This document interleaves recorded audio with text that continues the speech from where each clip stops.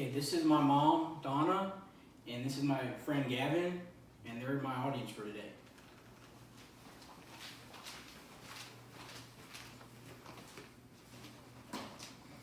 The 2008 financial recession was the worst economic event in U.S. history, not because of the fiscal impact it had, but because of the mental state we all inherited because of it.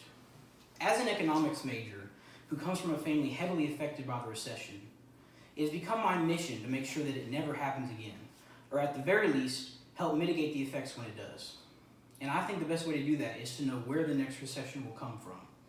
But let's not get ahead of ourselves. In order to know where we're going, we have to know where we come from. So we have to answer two very pivotal questions. Number one, what was the 2008 financial recession? And number two, why did it occur? So first off, the 2008 financial recession was basically the market reacting to a sudden decrease in the value of mortgages. So if you can imagine a house as the economy, the foundation of that house were mortgages. And as they started decreasing in value, as people were defaulting on their loans, that foundation started to crumble. And soon the house collapsed, which is what happened to the economy. As you can see by this graph, which shows the home values in the U.S., the peak of U.S. home values was July 2006. And after that, it was a steady decline all the way to the official start date of September 7, 2008, according to the U.S. Federal Bank of St. Louis. Because that's when Fannie Mae and Freddie Mac were taken over by the U.S. government, the two largest mortgage lenders in America, because so many of their mortgages were bad.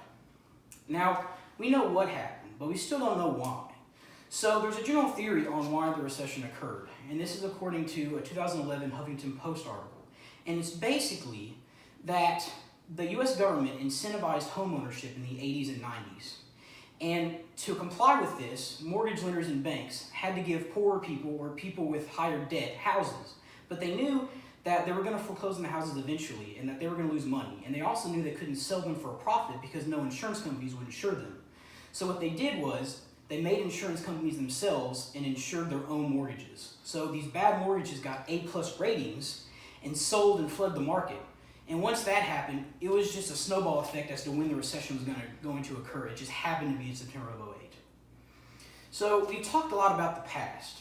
I think it's about time we start talking about a future, a better future, and where the next recession is going to come from. According to Steve Blitz, chief CNN economist, the next recession is going to come from corporate debt. And when a recession occurs, you always look for the sector of the market where the debt ratio is super high, so where there's low assets and high debt. And as you can see from this graph, which shows revenue and debt in corporations, it's almost 2.5 times that. So there's 2.5 times debt versus revenue in the corporate sector. When there's any downturn in the economy, and of course there's always going to be a downturn in the economy because it's cyclical, they're going to have twice as many bills than they're going to have money. So there's going to be a recession, and that's where it's going to come from. So in conclusion, we've talked about what the 2008 financial recession was and why it occurred. And we've also talked about where most economists think the next recession is going to come from. Now look, I'm not telling you that during the next recession, this is going to save you money, save your house, save everything you hold dear.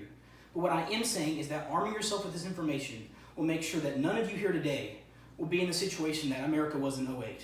And because of that, my job is done. Thank you very much, and have a nice day.